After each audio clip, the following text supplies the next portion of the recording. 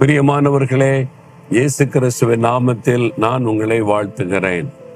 Japan தேசத்தினுடைய தலைநகர் டோக்கியோவிலிருந்து உங்களோடு நான் பேசுவது எனக்கு அதிக சந்தோஷம். ஒரு அழகான தேசம் இது. இந்த பட்டணம் இருக்கிற டோக்கியோ பெரிய பிரம்மாண்டமான பட்டணம். அதை பார்த்து நான் ஆச்சரியப்பட்டு போனேன்.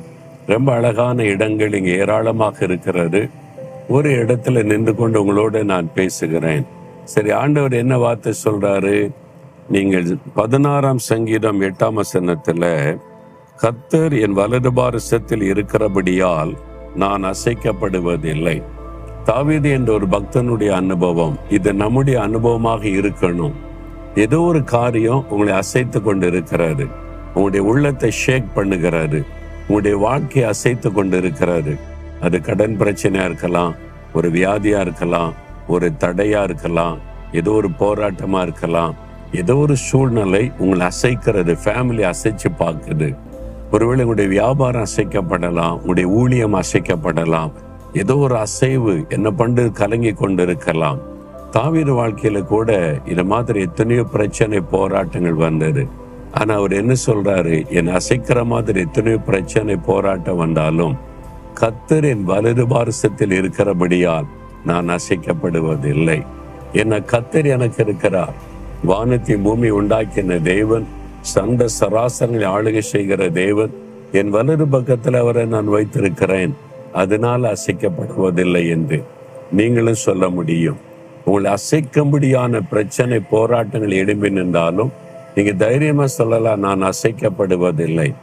என்னுடைய ஊழிய பாதையில எத்தனையோ காரியம் வந்தது, பயப்படுத்துகிற காரியம், இனி அவ்வளவுதான் ஊழியம் முடிந்தது என்று மற்றவங்க சொல்லக்கூடிய காரியம், எத்தனையோ போராட்ட நெருக்கங்கள் வந்தது. ஆனா தேவன் என் வலது பாரசத்தில் இருந்ததுனால நான் அசைக்கப்பட்டு போய்விடாதபடி, பாதிக்கப்படாதபடி காத்து கொண்டார். உங்களை காத்து கொள்ளுவார். அப்ப நீங்க எப்பவும் உங்களுடைய வலது பக்கத்துல ஆண்டவரை வைத்திருக்கணும். அதுதான் ரொம்ப முக்கியமான ஒரு விஷயம்.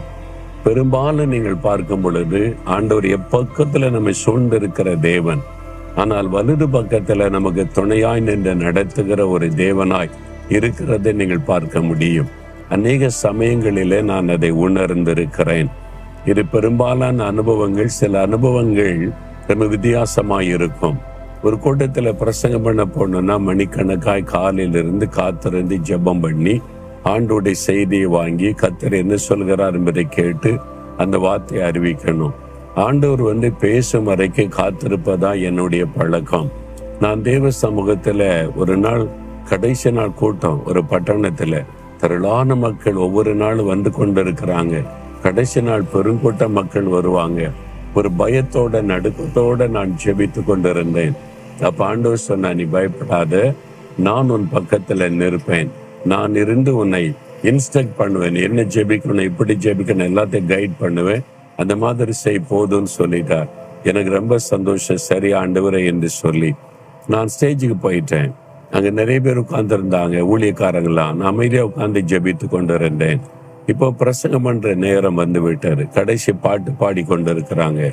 திடீரென்று நான் கண்ணமுடி ஜெபிக்கும் போது தேவ பிரசன்னமே இல்லாத மாதிரி ஒரு உணர்வு, ஆண்டவர் என் கூட இல்லாத மாதிரி ஒரு ஃபீலிங் எனக்கு. என்ன ஆண்டவரே, நீங்க என் கூட இல்லாட்டா நீங்க தானே பேசணும், நீங்க தானே கைட் பண்ணுவேன்னு சொன்னீங்க, நான் இப்படி பிரசங்கம் பண்ணி ஜெபம் நடத்த முடியும்னு உள்ளத்துல ஒரு கலக்கம், அப்படியே பயம், ஒரு ஷேக்கிங் எனக்குள்ளே உண்டாயிட்டு. என்ன பண்றதுன்னு திகைப்பு. இப்போ ஒண்ணும் பண்ண முடியாத. பாட்டு முடிச்ச உடனே பிரதர் செய்தி குடிப்பான்னு அனௌன்ஸ் பண்ணிட்டாங்க. நான் அப்போ அப்படியே கலக்கத்தோட நான் நிற்கிறேன். அப்ப ஆண்டவர் சொல்லுகிறார், எதுக்கு நீ சந்தேகப்படுற, எதுக்கு பயப்படுகிற, கொஞ்சம் நீ எட்டி பாருன்னு சொன்னார். அப்ப நான் அந்த ஸ்டேஜ் இருக்கிறது, அந்த மேடை, அந்த புல்பிட் இருக்குல்ல, அதுல நின்று பேசுவேன். அதை இப்ப பார்த்த போது அது வலது பக்கத்துல இயேசு நிற்கிறதை பார்த்தேன். ஆண்டவர் என்னை இதை பார்க்க வைத்தார். பயப்படாத, நான் வலது பக்கத்துல நிற்கிறேன், நான் தான் உன்னை பயன்படுத்த போகிறேன். பெரிய தைரியம் வந்து விட்டது. சிங்கத்தை போல ஒரு தைரியம். போய் நின்று அந்த ஊழியத்தை நிறைவேற்ற முடிந்தது. அசைக்கிற காரியங்கள் சில சமயத்துல வரும். நீங்க சொல்லுங்க, கர்த்தரின் வலது பார்சத்தில் வச்சிருக்கிறேன், அசைக்கப்படுவதில்லை.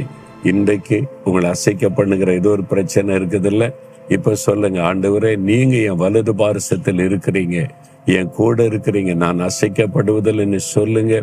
அற்புதம் நடக்கும். தகப்பனே, நீங்க தான் எனக்கு எல்லாமே. என் வலது பாரசத்தில் நீங்க இருக்கிறீங்க. நான் அசைக்கப்படுவதில்லை. எதுவும் என்னை மேற்கொள்ளாது. நான் விசுவாசிக்கிறேன். இயேசுவின் நாமத்தில் ஆமேன், ஆமேன்.